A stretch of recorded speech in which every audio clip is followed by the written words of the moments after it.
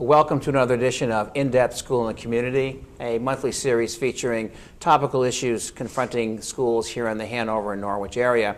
It's a special show today. We're going to link up with a tour of the Ray School later on, but this first half-hour show is going to talk about the project that we're looking at here for the Ray School. It's a big project for renovation and expansion of our building.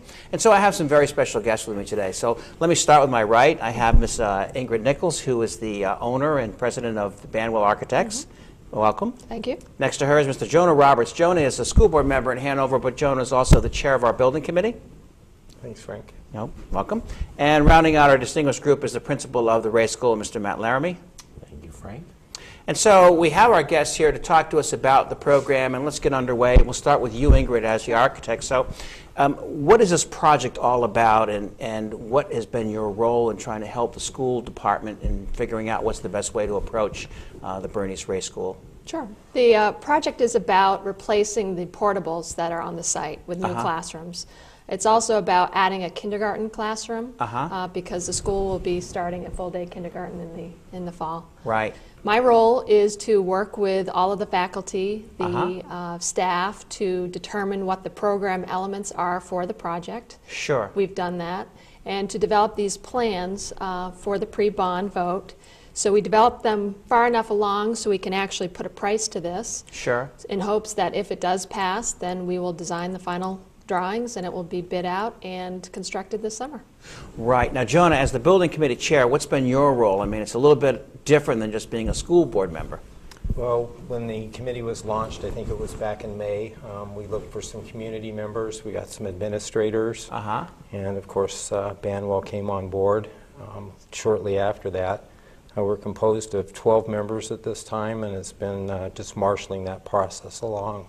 Right, so your goal is to make sure that the community is well versed in the project, the community is well represented, and that you flesh out and vet many of the issues that are under consideration. I think we're able to do that in our committee meetings with our community members that are on the committee, and then we also had people that showed up with their special interest groups. Sure, sure. And we're going to come back to that in a second because I think they ended up playing a significant role. But let's turn our attention to Matt as the building principal. So Matt, this is now your third year at the Ray School, and obviously you saw things when you came into the building, and then as the years passed by, you began to prioritize what those issues were and how best to address them. So can you just give us a thumbnail sketch of how you've come to look at this whole project and the priorities that jumped out at you that were obviously important in terms of the future of the Ray School? Sure. Well, I think it's important to recognize that the lens that I was approaching this was really from our infrastructural physical plant and some concerns that had been raised over the last number of years relative to roofing, water leaks, flooring, bathrooms, ADA accessibility, the safety getting to school in terms of bike routes, and then transportation. So where our parents drop off in the morning, buses drop off in the morning, our dismissal time, parking in terms of school-wide events. So really an infrastructural lens. Sure, and you're gonna show us some of those things in your tour. In the tour, sure. Exactly. Yep. So I think it's important to recognize that it's not just necessarily looking to expand to keep up with the times, but truly to renovate existing structures based on safety, security, and of course no one wants to lose library books over and over again to a leaking roof that's membrane. This process has helped really describe in detail what the challenges have been over 40 years. And so the physical plant is tired. And that's really what this project is focused on. Sure. So Jonah, back to you and the special interest groups you talked about, because I think they did end up playing a role, and certainly when we look at the site plan and how we're going to bring folks into the building and out of the building, and I think Matt's going to talk about that at length in his tour later on in the show. But if you could just give us at least a snapshot of where the special interest groups are coming from and some of the suggestions they've made that I think the board has seriously taken under consideration. Sure. I think the two groups that came by and gave the most input and through earlier studies would be the Hanover Bike and Pedestrian Committee, along with the Safe Routes to School Committee. Sure. And they had both had reports that had been submitted and accepted by the town. They came to committee meetings, they came to board meetings. Right. They wanted us to understand their concerns, and we've taken a good look at that, and that's led to some positive dialogue, and once approved, it's going to lead to some change in the site plan as well. Yeah, excellent point. And Ingrid, can you kind of walk us through some of that discussion, if you could? Sure, yeah. We'll utilize this rendering here. So one of the issues, it doesn't show on this rendering yet, but is adding a bike loop around the back of the building, which will also serve as a fire lane. Sure. The other thing is separating the cars from the buses. We've made a modification so that the cars aren't right at the front door. Yeah. So that it tries to promote kids walking to school. Right. Now, if I could interrupt for a second, as Jonah talked about some of the considerations that were brought up by folks that coming to the meetings and also being a part of the building committee meetings, you and your team had to come up with a series of renderings to try and show how those accommodations, if you will, would look. Correct. And would it affect the cost? How would it affect the transportation? Can you speak a little bit about that? Right. In any project, we like to do a lot of different options, and obviously we have to cost them out to see if the building committee and school board wants to fund those options. Right. So this is not a project that's fully completed. It's still in a very conceptual phase. Right. So when and if the bond passes, we will continue to do options and show these options and cost them out as well.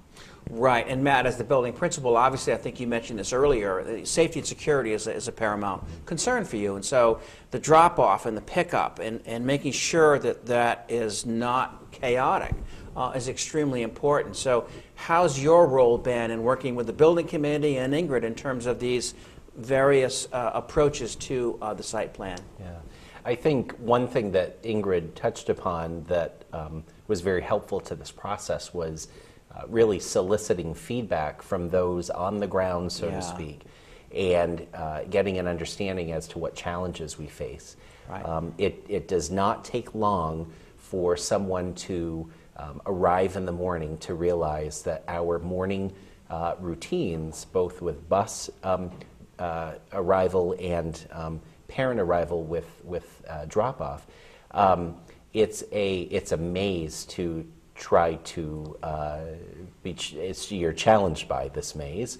And one of the things that folks, if in the video there's an illustrative piece to this because we captured the end of the day, our bus, where buses drop off or pick up at the building, there isn't a visual site for when children board or depart the bus. And one of the concerns, of course, is the safety of students arriving or leaving. Right. And we want to reduce truly the chance of something happening. Right. We have, over the number of years, just in my short time, have had near accidents.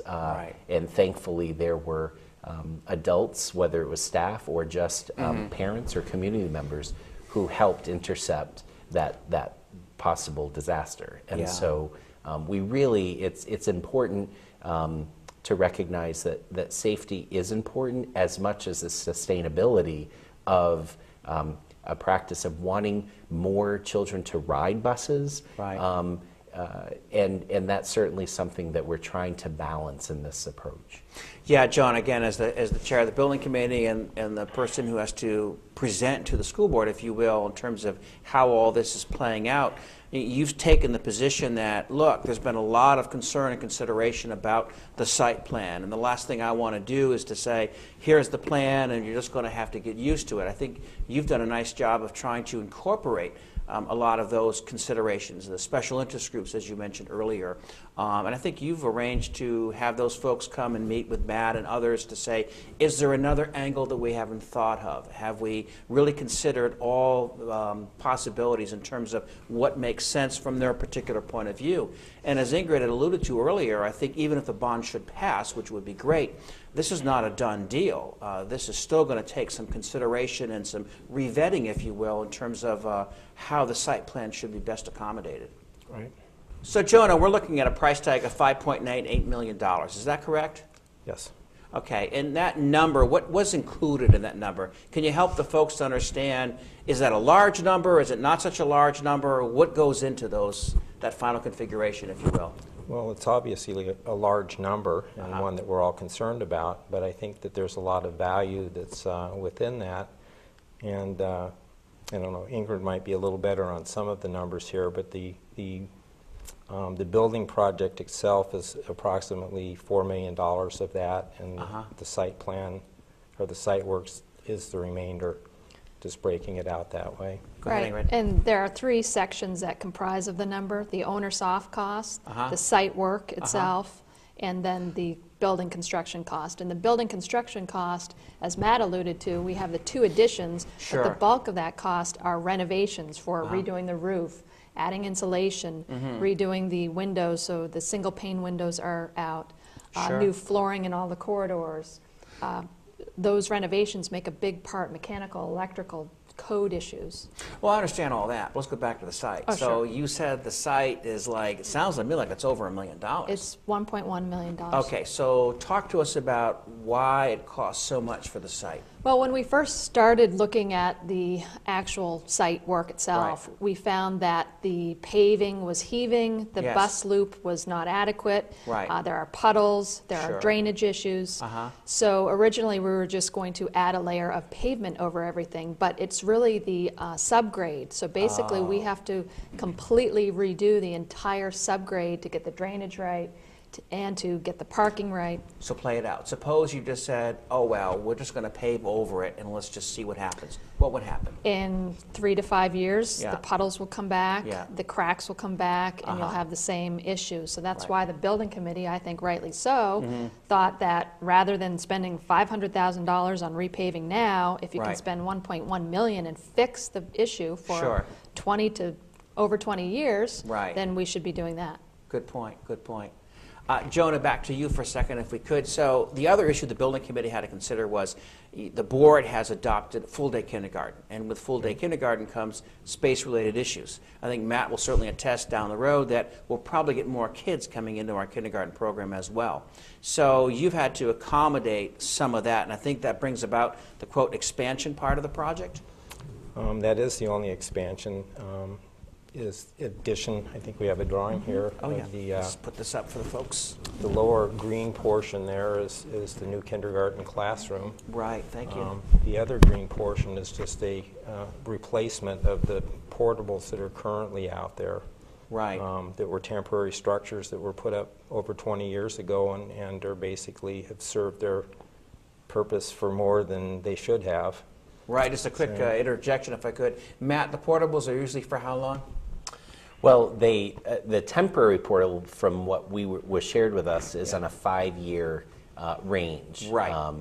And these have been here for close to 18, I think. Right, right. So, and I think it's also fair to say that over the years, the classroom spaces used by the portable have changed as the need has changed. Sure.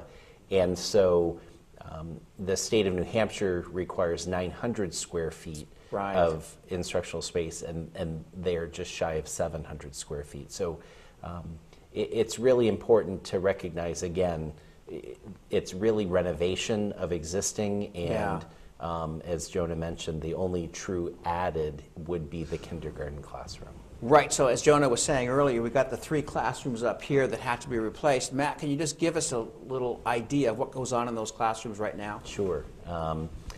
really up until this school year, one of the classrooms was our French instruction, where fourth and fifth grade students took French class, and then the other shared by special education learning specialists that have small group or individual instruction, and there are 3 individuals that have been sharing space in those locations. And then the third space would be a reallocation of space for our New England Center for Children partnership classroom. Because of some of the work that needs to be done in the kitchen, we would be offsetting that classroom, so that would be fitting that as well. Right, and for the folks who don't know what NECC stands for or what it's all about, could you just give us a thumbnail sketch? Sure. We have partnered with the New England Center for Children, which is really the national leader in autism research and education, and they have partnered with various school districts to provide in-district programming for students who typically would have been placed out of district. So And the cost differential? it's tremendous. So for what we benefit from, say, for $160,000 for all of the students involved, normally that would be the price tag per student going out of district. Speaking of price tags, Jonah, so if the average homeowner in Hanover is looking at this project, what's the dollar amount we can expect they're going to see in terms of their taxes rising? If we use, I think, on average, a $400,000 house. I think it was about $64 over the current amount right now, but it's also important to understand that that'll decline. That amount will decline over the 20-year bond period as well. So the most they'll have to pay, at least in addition to what they're currently paying, is that $64 amount that you quoted, right? Or somewhere in that Approximately. vicinity. Yeah. Kind of And then it'll $400,000. slowly come down over the course of the bond payments. Right. Well, that's not bad. Frank, Yes. if I could, I think one of the considerations for this has been the retiring of the existing bond. Yeah, talk to us about that. Yeah, so this project really came in light of not only taking an assessment of our existing structures, but also that a 20-year bond is about to retire. Sure. And so the timing for this was intentional, so that the burden to the Hanover taxpayer would not be such that we're trying to do 2 things at once. No, excellent point. And so with that, that really provides an opportunity to in words that Ingrid used, to really sustain our structure, our campus for an additional 20 years in a very thoughtful way. No, that's great. So Jonah and Ingrid, I guess it's a combination answer here I'll get. If the bond were to pass, what's the priority schedule in terms of what will be done and when it will be done? I think the goal was to take the big pieces of it, was to do the site work the second year in the summer, and then do all the rest of the renovation and the addition work the first year. Right. The thought is for the contractor to start on the 2 additions so that we can move the kids into those once they're completed. Right. And then work on the renovations during the school year. Right. The other piece is we won't have all of the permits required to do the site work this first summer. Sure. So we don't want to rush it. So that will be done next summer. So if the bond were to pass, which is March 4th, how soon can you start doing stuff to the site? They could start before school's out. Wow. They could start on this kindergarten edition first. Right. This is where the current portables are, so we couldn't start there until those are gone, which is, I think, June 14th, 15th. Yeah, somewhere in that vicinity, depending on snow days. And if we might have one coming up. Matt, talk to us about kindergarten. So let's assume, best case scenario, the bond passes. Ingrid and Jonah will do their best to kind of get things moving. But what are you going to do in the intervening time? Because it sounds to me like the kindergarten class won't be completely ready by September 1st. I think it will. Wow.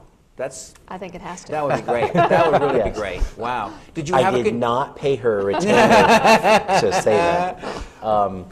So I think just a caveat to this is that The portable classroom, some of the consideration too was for us to temporarily absorb those existing classrooms into the building for a short period of time so they could remove it earlier than the end of the school year. Excellent point, yeah. And also for the kindergarten classroom, if we're able to utilize, or if they can come and utilize the space to begin build prior to school ending, we want to ensure that new kindergarten students and families have the ability to start school on time in their classroom as we would for any other student. So we're really committed to wanting that time frame to work rather than creating temporary spaces for the first 6 weeks of school. Right.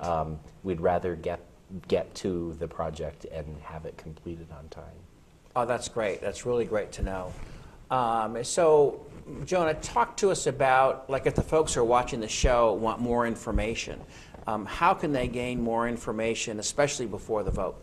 Well, all the committee the committee meeting minutes are online on the SAU 70 website under the Ray School Renovation banner there. The drawings that we're seeing today are posted there. The budgets are posted there. And are there any more meetings to go to? Yes, there's a meeting tomorrow night at the Ray School at 7 o'clock, the regular board meeting. And then there'll be the deliberative session on March 1st at the Richmond Middle School starting at 1 p.m. And your school board is planning on having some discussion time about the project at both those meetings? I think one of the beginning topics tomorrow night is an update and to answer any questions that might come from the public, just a recapping of where we are. Sure. And then there will be some more information during the deliberative session as we introduce the warrant and seek comment at that time. Right. I also understand, aren't you putting together a brochure that's going to be sent out to all the folks? It should be going out and inside the mailer for the other school news that's coming out, the other warrant articles. So folks at home will be able to, in the privacy of their home and the time that they want to take, can look at these brochures, which will have all the warrants, will have budgets and budget explanations, and in the case of Hanover, we'll certainly have an insert, if you will, that gets at all the issues that we try to talk about today. Right. Wow. So hopefully that voters would be in a position to be as informed as possible. I hope so. Thanks. And certainly they can always call you, too, as the building committee chair. They can call and ask questions. Email, whatever they'd like to do. We're happy to give them as much information as they'd like. Sure. And Matt, I understand you're giving a tour again tomorrow. Is that correct? Yes, though Sarah Curtis, the assistant principal, will be the tour guide tomorrow evening. But yes, starting at 6 o'clock. Right. Those in the community that would like to come and really see what are we speaking about when we're talking about roofing and flooring and the portable classroom in those conditions, so that they can have really make an informed decision based on what they see. Right, and we touched upon the kindergarten numbers at the beginning of the show. Matt, I think it would be good if you could just give us a little overview of how you're looking at the numbers. And I think you did a study looking at potential kindergartners that would be in off-site locations, if you will, and what kinds of numbers we might be looking at going from a half-day program to a full-day program. Sure. So I would say that our estimated numbers over the last maybe perhaps 10 years is that 1/4 of the total eligible population for kindergarten elect to go to full-day programs that may be private in other locations. And so with the addition of full-day kindergarten, we are anticipating 2/3 of that quarter number. And so as such, that would be between 12 and 15 students additionally that would come to the Ray School. Of course, the other issue, Matt, and I don't know if the public's aware of this, at least in the detail that we are, and that is your numbers have been going up the last couple of years. I know 2 or 3 years ago there was concern about a downtrend in terms of the population at the Ray School and throughout SAU 70, but now I think that trend has reversed itself in tall order. Yeah, I would say that as we learned in this process 2 years ago, there was a blip, and this blip happened to be that between the hospital, Sure. the college, Yep. and local businesses, folks had left the community, and those who were coming in perhaps may not have had children that were school aged. Right. And so for us, it was this anomaly that no one had predicted. Right. Yet the next year and this year and going forward, we have seen an incremental movement back up in terms of our population. And we've been at 460 Yeah. previously, Sure. on several different years, and anticipate that we're just going to be growing even more from there. So all the more reason for all of these things to take place, for it gives you the space necessary. And you got the NACC program, which obviously takes a little bit more space than you would normally need. And then also you have the additional kindergarten, so there's some more space. And we didn't talk about this much, Jonah, but maybe briefly could you just talk to us about the kitchen area? And I think we're doing some things in there. The kitchen area is the yellow area on there. Currently, the students have to queue up out or in the corridor there to get their lunches. It's going to be expanded. It's just going to use existing space. It's going to be revamped a little bit, and the students will be able to go into a waiting area in the servery area and have an orderly line in and line out. It'll be much improved. It'll be a lot nicer kitchen, a lot nicer servery, and the kids won't have to stand out in the hallway to get their lunches. Well, that sounds great.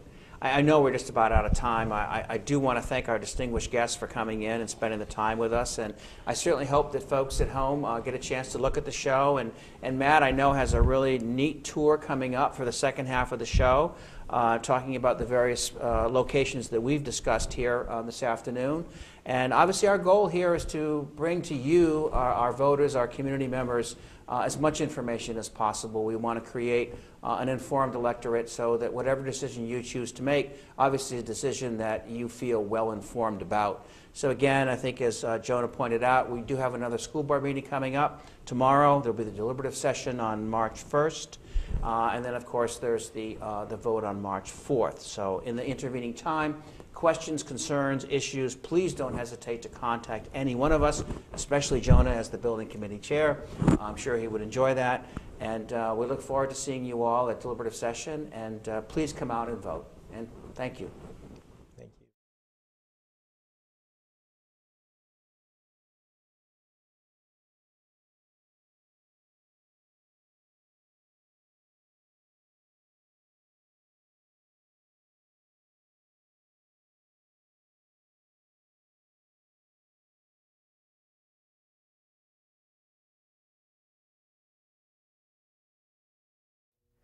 Good evening, and welcome to this special edition of In-Depth School and Community, a monthly show that features topical issues confronting our schools and community here in the Norwich and Hanover school system.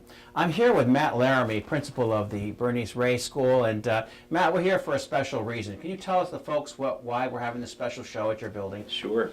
I think our goal really was to provide an opportunity for the citizens of the community to see in up close and in-depth look at our building renovation project and the areas that we hope to have remedied through this project. Well, this is a project that didn't just come about suddenly. I mean, isn't it the fact that you guys have been looking at this for quite some time, and there have been talk about when is it the appropriate time to go forward with a bond to redress a number of issues that are occurring in this building? Yeah, I think that it has been on the in different phases over the last probably 10 years of looking at our physical plant, the age of the roof, the age of the heating, and also our parking situation. I know that the parking lot is slated to have had some type of renovation to it. Sure. And I think also the timing of this was important to consider the existing 20-year bond that is to retire, and so the timing is just Oh, so what you're very saying is you purposeful. have a bond that's about to be retired, and the folks are paying X amount of dollars for that in terms of their debt service That's right. requirement, and that's going to go away. And so as that goes away, what you seem to be saying is then the new debt service would sort of fold into that empty spot. That's right. Yeah, that was the purpose of I see. the timing. Right. Now, the other thing I think folks may not be aware of is you have an additional building that is part of the complex here, but it's not really attached to the building, and it's what they call, in normal parlance, a portable. Mm-hmm. Can you explain a little bit about what that is? Sure. So the school has had a temporary classroom building on site for approximately 18 or so years. Wow. And originally it was a temporary structure, Right. with intention for a permanent structure to be built. Obviously that did not happen. Right. And so we are in the final year for our 5-year waiver on that as well. And Oh, boy. so it poses some significant safety concerns, certainly in the last year or so with the Newtown, Connecticut tragedy. Right. It really illuminated our safety and security of our building, and the fact that it is not, it doesn't have a sprinkler system, it is not wired for PA Right. system, so that poses an issue as well for us. So if that building were to go away, and again, stressing the word portable because it was designed to be for a very short period of time, and you've already said that sort of short period has ballooned into 18 years, but if it does go away, what you're also saying to us is then you'd have to accommodate the rooms that are currently being employed in that building somewhere in this building. Is that That's not right? That's right, yeah. So currently we have 3 educators Yes.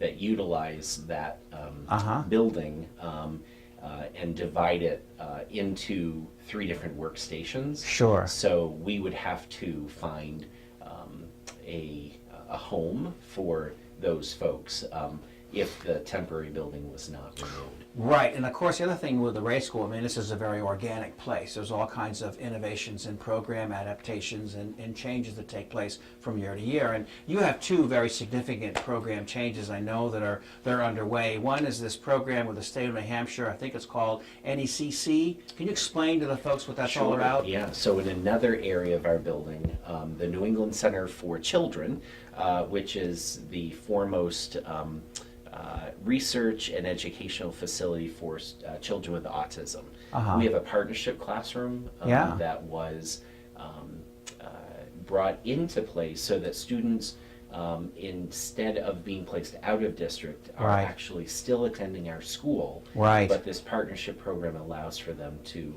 remain here, which has been Nice. really beneficial. But Yeah. part of our project Sure. includes the space in which they're currently using, Uh-huh. and our hope, and once you see our kitchen and cafeteria, you'll see how limited of space we have, and hoping to accommodate that. So we would need a home for their program as well. Sure. And before we get to those sites that I know you want to take us to, just one more program I know that is now coming into vogue here at the school. Can you talk to us about your full-day kindergarten? Sure, yeah. So, as the community hopefully knows, there Yes. was a comprehensive committee structure, and this has been a topic for a Right. long time coming. Sure. But full-day kindergarten is slated to begin in the fall. Uh-huh. And in the current configuration and estimated enrollment, we will need additional space for Right. that program. Okay. Well, that's great to know because I think the folks after hearing this are going to want to see some of the places you're talking about. So why don't we go on tour and you can take us through the various elements in the building where some of these changes are going to take place. And I do believe one of the parents who's been working on your building committee, Ms. Carrie Artman, is going to join us for the tour. She is going to join us. Yeah, That's for the great. tour. That's great. Look Okay. forward to it. Well, let's lead on, Matt. Okay, Lead on. thank you. Thank you.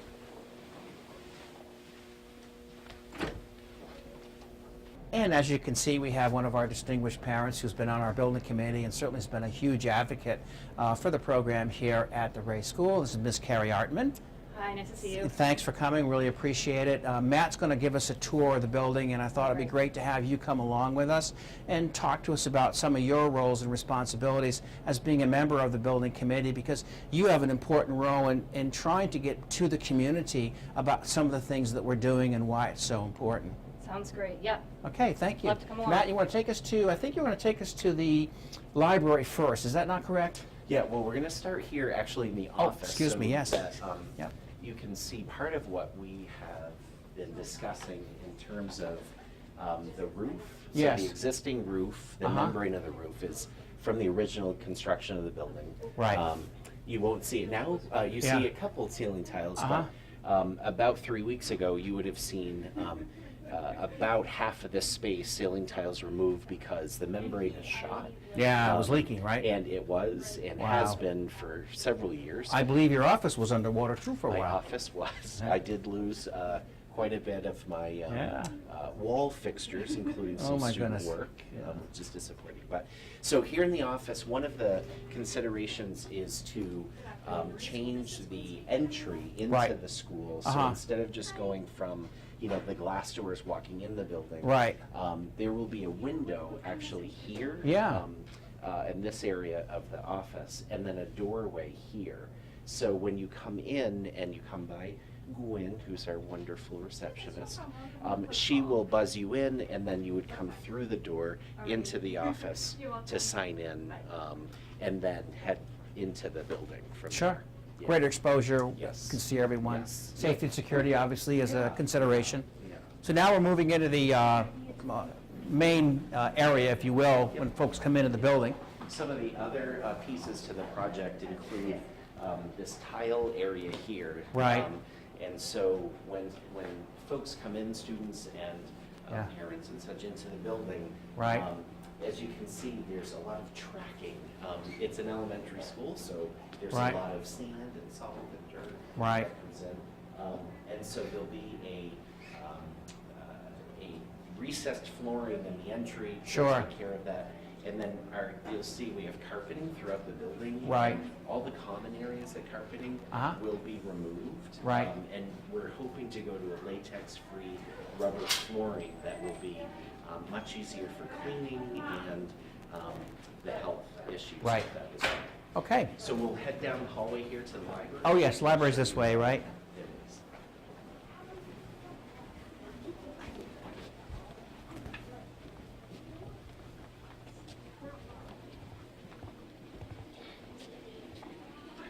Wait, I want a picture. What are you doing?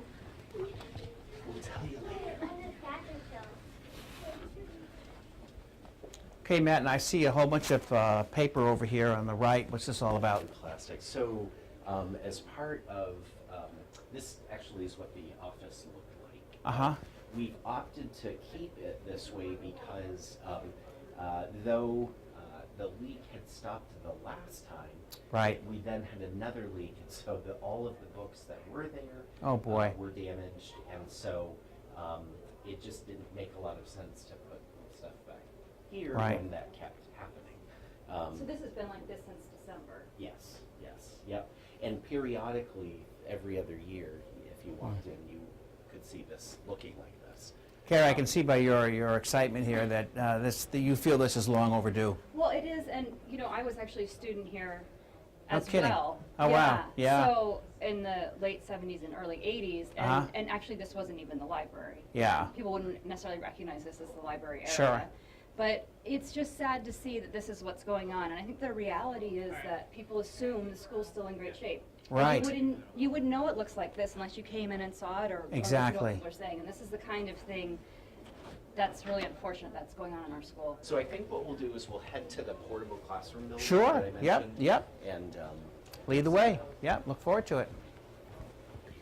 Okay, so so we're- we're, you just want to explain to us where we are? Sure, yeah. So when the portable classroom building was originally put in, it Right. didn't have a covering. Students would leave the main building and walk out to the portable building. Right. Several years ago, they enclosed it so there at least would be covering. Gotcha. Sure. There's no heat or I can feel it. anything Yes, here. absolutely. And so it now connects Yeah. to the portable building. Okay, great, thank you. Yeah.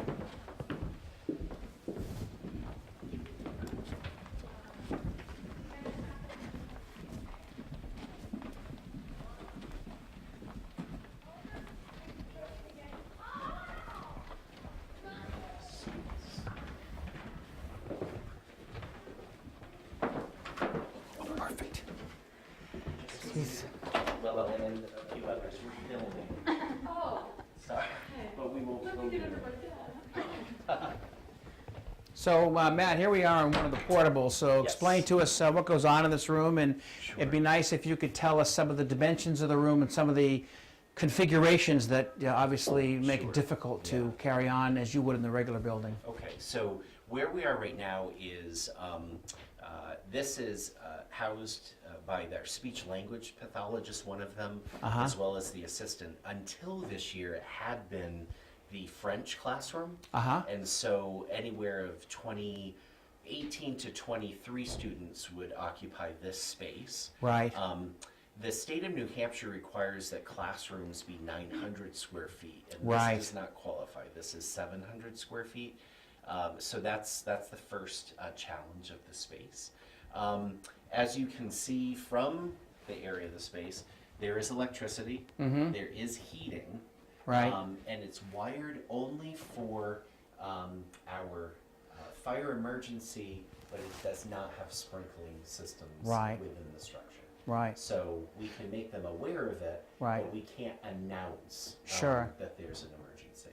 Now, Carrie, some of these things are contained in your FAQs. I think if you could tell the folks, you designed a whole series of frequently asked questions. Right, to sort of address some of these things as parents and members of the community. And one of the big things that sticks out for me with this portable is the doors.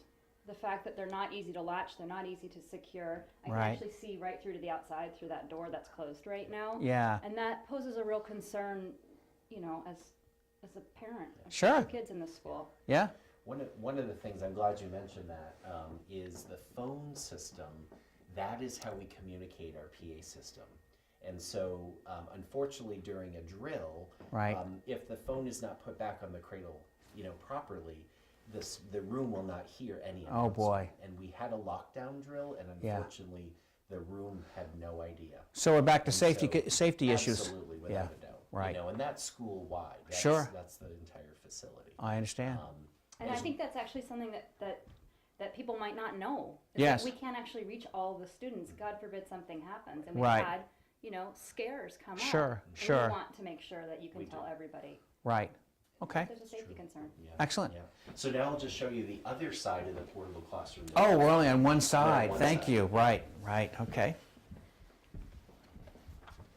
Matt, how long has the portable been here again? I think it's on over 10 years, I right? think it's 18. Oh, 18, okay.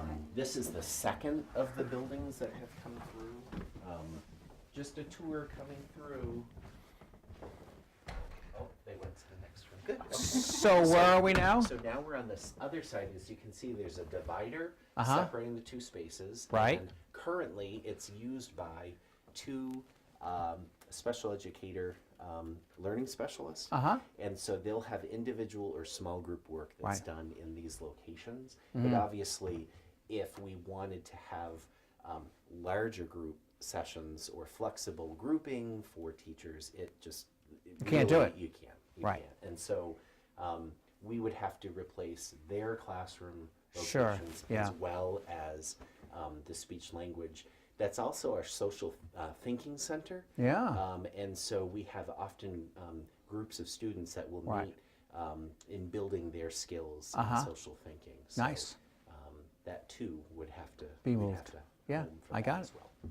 So All if right. the bond is approved, we put 3 classrooms in here to replace the 3 that are sort of shuffling through this space. We actually would be replacing 2 of the 3 because we also have to accommodate for the New England Center for Children their partnership classroom.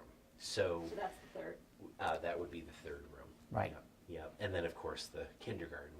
Right. And then if my understanding is that if the bond is approved, we will start on this first thing. Yes, yeah. The So that we plan, can I try to think- get this yep. rolling for next year. That's right. That's an excellent point, Karen. Glad you raised that because I think some of the folks might wonder, so with a big project like this, what's going to be first? What are the priorities? And Matt, why don't you just take us through, the first and second priorities when we get out of the gate if the bond is approved? Sure. So aside from the obvious being the classroom spaces we would want to have as the new school year begins.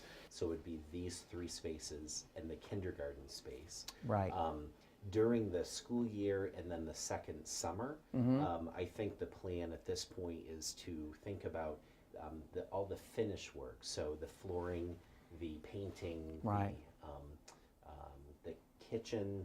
Sure. If we could do all of that in the period of time, but that's a really short window. Right, we only 10 weeks or something. Right, exactly. And so the building of it will be important. I do know we're planning right now, if the bond passes, that after April break, Yes. that we would begin to move out of this location, Right. look to absorb. We're going to have a lot of co-sharing of spaces to the end of the school year, Right. so that we can get the work started earlier. Excellent. And since we've approved that full day kindergarten, we need that extra classroom We do. Yes. first when Our school starts. projected numbers are in the mid-60s for kindergarten, and so to divide that equally into the spaces and first grade, we need another room. You're figuring you're going to pick up, what, another 15 or so kindergartners? Right. As a result of going from half day to full day? Correct. Wow. Yeah. Okay, Matt, what's next? So next, I think we'll see the all just exciting bathrooms. Great, that- look forward to that it. don't meet ADA codes. Okay. And our original design of the building. All right. Okay, so what we're going to see is one of our bathrooms. Uh-huh. And as you'll see, the original heating Yes. fixtures, the flooring, the sinks are all Right. original from the design of the Sure. building in 1969. Wow. Yeah, if you just hold the door for us so we can see it, that'd be great. And then you'll also see that though they design the slabs, they really don't provide enough room, and they're not handicap accessible. And so none of them, which is a serious problem for us. I can see that, When you yeah. think about the students Right. who need to access Sure. the restroom, have one option, and Right. that's in the front entrance of the school. Okay. So if you're a 5th grader at Right. the back entrance, Yeah. the back part of our building, you have to get all the way down to the front just Wow. to use the restroom. Yeah. Do you want to tell them where the solution is for the ADA bathroom? Great point. Yeah, so one of the ideas is to put in a ADA accessible bathroom here.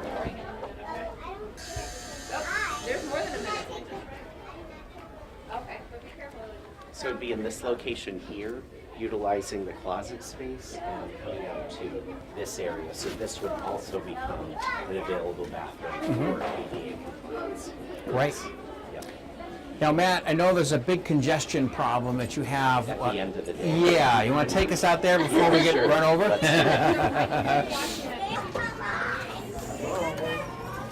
Wait, are you? No, not on the bus.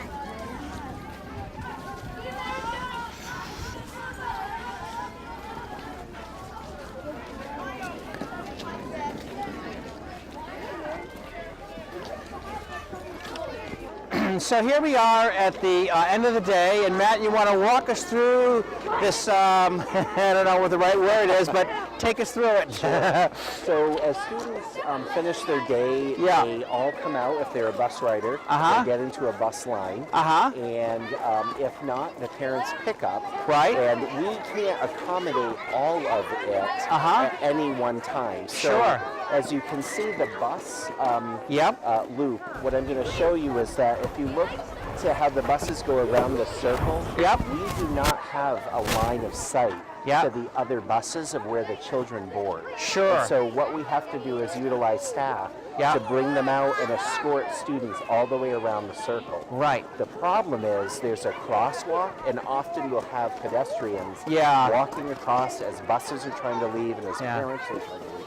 Yeah. You co-share one entrance coming Sure. in for everybody.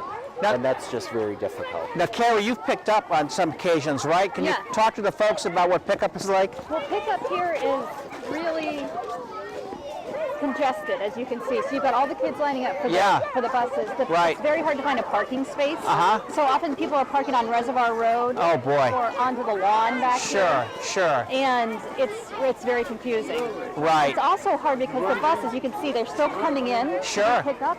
Yeah. And they're spacing it out, and then parents are trying to cross with kids right there. So I see, yeah. It's not an ideal situation. No, so if this was all redone, I know that's part of the plans, obviously it could be smoothed out, be a lot more efficient, and certainly a lot more safe. The safety factor is really critical. I mean, separating the buses from the cars and the pedestrian traffic is really the critical thing. Sure. And widen it for bikes.